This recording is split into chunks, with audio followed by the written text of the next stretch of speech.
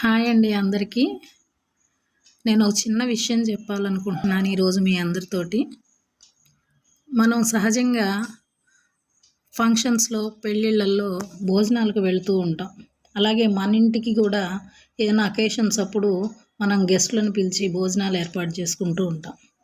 అలాంటి టైంలో మనతో పాటు తినడానికి పాపం ఫుడ్ దొరకక కొన్ని మూగజీవాలు అక్కడికి వస్తూ ఉంటాయి. వాటికి మన ప్లేట్లో నుంచి ఒక ముద్ద తీసి పెట్టినా కూడా అది తినేసి ఎంతో సంతృప్తిగా వెళ్ళిపోతూ ఉంటాయి. కానీ కొన్నిసార్లు మనకి అలాంటి ఆలోచన కూడా రాదు.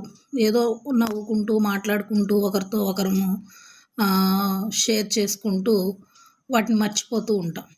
కానీ ఆకలి అనేది మనకైనా జంతువులకైనా ఒకటే కదా. ఈ రోజుల్లో చాలా వరకు ఫ్రిడ్జ్‌లు వచ్చేసినాయి.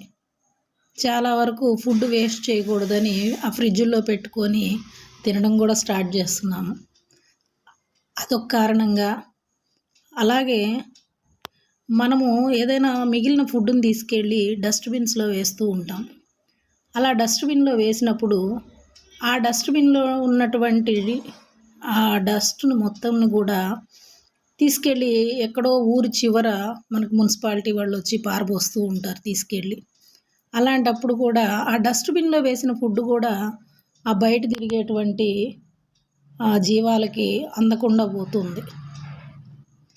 కాబట్టి మనం మన వంతు బాధ్యతగా మనకు చేతనైనంతలో ఈ మూగజీవాలకు కానీ మనం ఫుడ్ వీలున్నంత వరకు కానీ మనకున్నంతలో పెడుతూ ఉంటే, లేదా ప్రతి అరుగు కింద, ప్రతి ఇంటికి ఒక అరుగు ఉంటుంది కదండి. ఆ అరుగు కింద కనీసం ఒక్క జంతువుకైనా లేదా ఒక్క డాగ్‌కైనా మనం అన్నం కానీ ఆ అరుగు కింద పెట్టినా ఆకలి బాధని ఆ లైన్‌లో మహా తిరిగితే ఒక 10 కూడా తిరుగుతూ ఉండవు.